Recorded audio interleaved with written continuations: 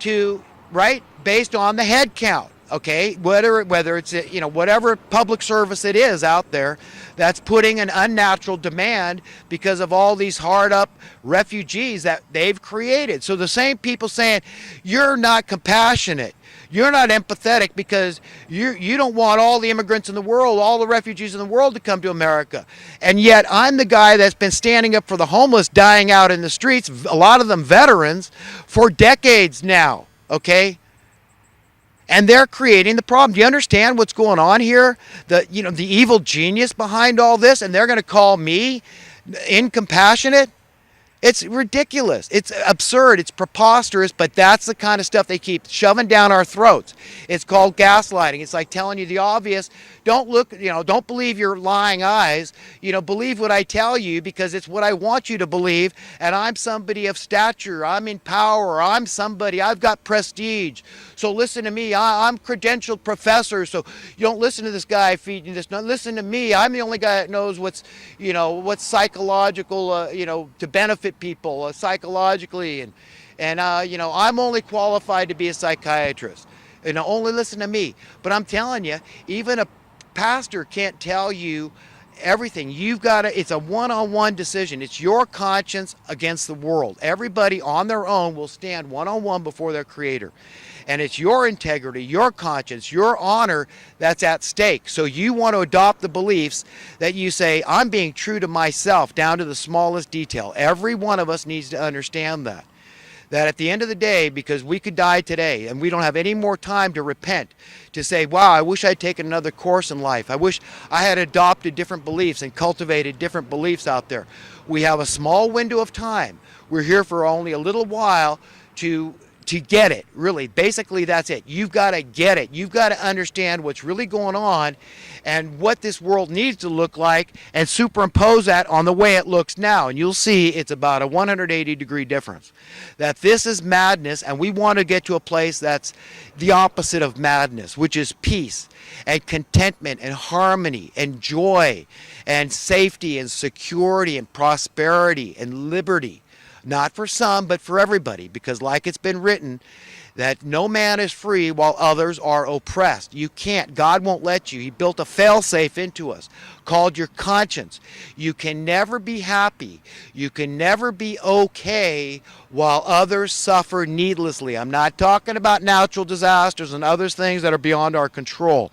I'm talking about those things that are being manipulated or being manufactured for our misery, as if life's not hard enough.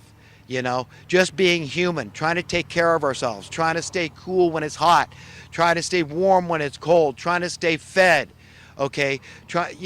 Just the things we need to do to survive, okay, are hard enough, but we've got these monsters breathing down our neck, always creating problems. But let's at least blame properly. Go to the source, blame the cause, the root cause. The money masters are the ones, and all their minions, their sycophantic minions that go along with it, okay? Whether they're witting or unwitting, whether they're deceivers or deceived, they've all got to go to the same place at the end of the day, eventually. If they're liars, they're liars. If they're hooked up to liars, they have a responsibility to find out if you've hitched your wagon to a deceiver, a liar, that's going to take you over the cliff, over the waterfalls, okay, that's dragged you in because it's a raging torrent of a river. And they're saying, no, don't listen to that guy. He's foolish. Listen to us. Join the club, If you can't beat him, join him. That's us. Jump in now. Don't care about others. Adopt social Darwinian economic principles. Just go out there and do others before they do you. Screw others before they screw you. This is a rat race, man. This is a fight to the finish. This is dog eat dog, man. This is survival of the meanest. Not even the strongest. They're just the meanest.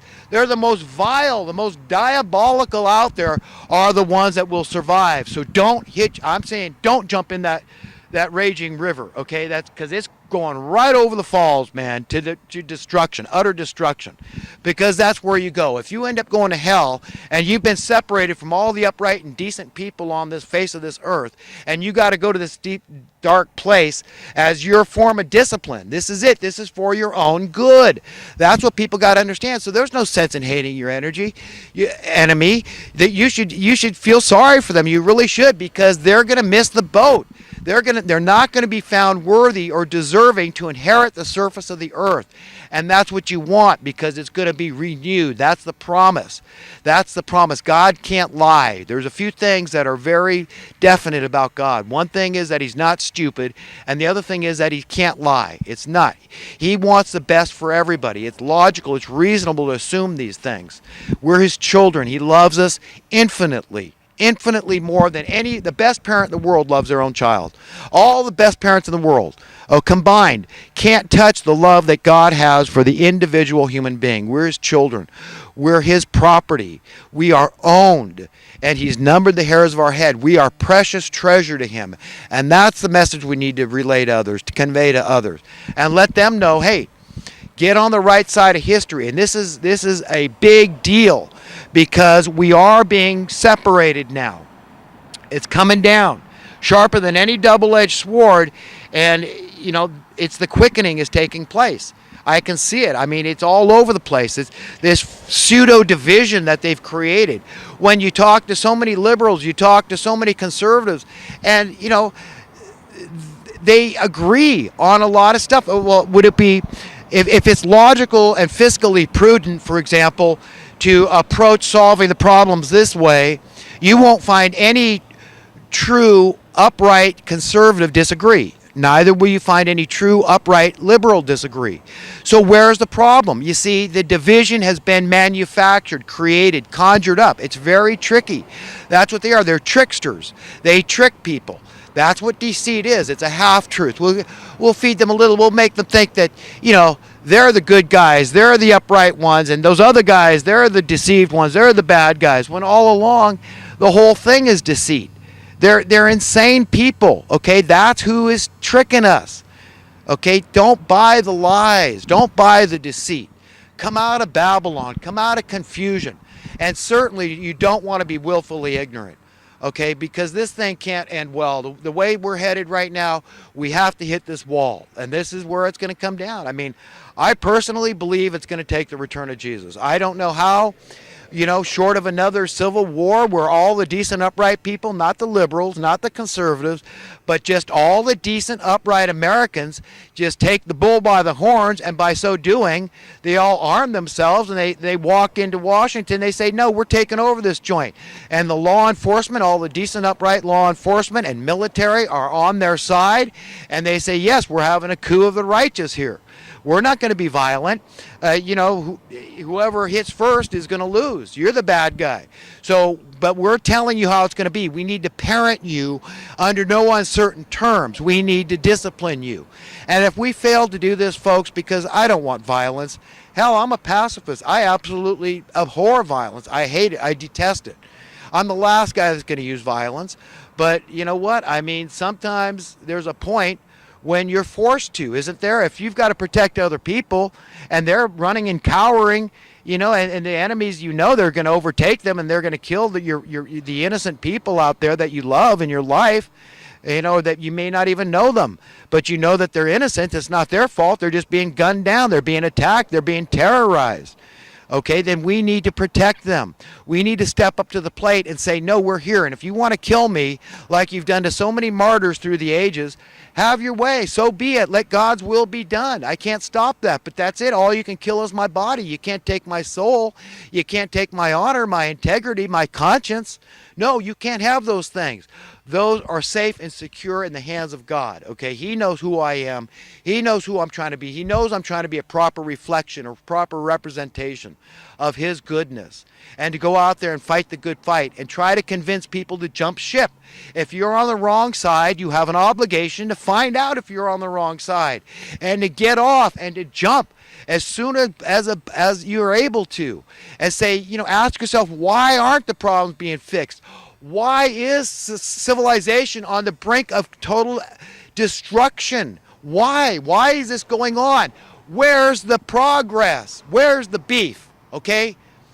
Ask yourself that. Why does it keep going on? Why does it not just get, we don't just maintain the problems out there? Why do they proliferate? Why do we have all these criminals? It's just that people are born deranged and they just, they're just criminals that from birth. It's genetic. Or what? They snap, they're crazy people, or are they financially desperate? Have they been made to be financially desperate? Would it be a lot cheaper to make sure people are never financially desperate, even though it'd be a lot cheaper, and so that we're not paying $50,000 a year per inmate, okay, here in California, over $50,000. So, where's the problem? Why aren't we fixing the problem? If indeed, I'm telling you the truth, that it would be cheaper. And who could say we have the money when we're in debt to start these dubious wars? We can't. So who's out there talking about how are we going to solve the debt problem? How are we going to pay it back? Okay, who's out there?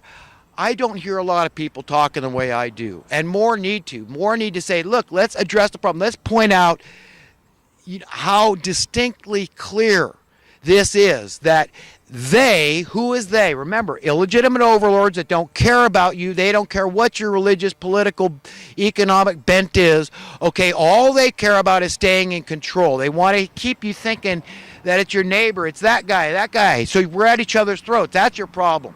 That's why you're divided, because that guy doesn't see things your way, right? No, they're creating the division on purpose, for a reason. It's a distraction. It's a diversion. Look away. Don't confront the problems. Don't confront the national debt. Don't confront the crime and the homicides, the drugs and the prostitution, the burglaries and the carjackings, okay, the extortion and the all the other problems we have out there. Don't ask why we have these problems, okay? No. You just look at that guy. It's because he's a conservative. It's because he likes Donald Trump, and Donald Trump's a racist bigot, or it's his fault because he likes Hillary Clinton, and we all know she's a criminal. She's Crooked Hillary, okay, and her slimy sidekick, Slick Willie. Okay, the idea of him sleazing around the White House for another 4 or 8 years, you think I'm liking that? When I know he's the greatest betrayer to the working class American in all of history? That's regular people, folks. That's what the working class is. That's the middle class. That's the lower class. That's just regular, everyday people. He's a traitor. He's a traitor. Ever wonder what happened to that Whitewater deal? That criminality that went on there, that flipping that Whitewater scam? Well, what happened? What happened there? Okay? How'd that just disappear all of a sudden? How did that happen? I'll tell you how. What I think is that he promised to do this big favor toward the end of his administration. And if not, that thing would have come up again. That Whitewater scandal. Okay? That was some bad stuff, okay? Anytime this stuff, there's 10 times more corruption going on than makes the press, okay, that makes the media. Okay, so what happened to that thing? What he did by allowing the Glass-Steagall Act to expire was a huge favor to the wolfing bankster class, the vulture capitalists out there. Okay, these bankster criminal gangsters out there that knew, okay, we got the green light, A-OK. We're going to socialize the profits of this thing, and we're going to privatize it, and we're going to put the debt on the public, and we're going to keep the profits for ourselves. We're going to privatize the profits, and we're going to socialize the debt. We're going to make the taxpayers pay it back. And that's everyday people. That's the working class people. It caused people's housing costs to skyrocket since that time. How? Because they dumped all this money on the housing market. That's it. Wow, my house just went up in all this value. It's an unearned income. I didn't do anything. My house is falling into the ground, but all of a sudden it's worth 2, 3, 4 times what I paid for, 5, 6, 7, 100 times, whatever the case may be. And that's all good for me, but it's bad for him. That's too bad, because that's capitalism. If you don't like capitalism, get out of America. It is not capitalism. Capitalism would have been let these banksters fall on their faces and bust out their collective teeth. That would have been capitalism. That's called a market correction. Once again, you would have been able to buy a house on a minimum wage job in America. How is that a bad thing? would have record levels of home ownership in America and increasing every day. Everybody that wanted to be a homeowner could afford to be. Everybody would be safe and secure and prosperous. All the people that are status quo and prosperous, they're not going to be hurt either. How could they be when your currency increases in worth? It's just that these monsters at the top couldn't rip us off. They couldn't steal the wealth of our nation. And they don't produce anything. They don't do anything for anybody. They don't add to our services. They don't create any commodities. They're just big, fat leeches. And I don't want anybody that's big and fat to misunderstand that term big, fat. I mean, I'm just using that as a metaphor, okay? A descriptive term, a figure of speech.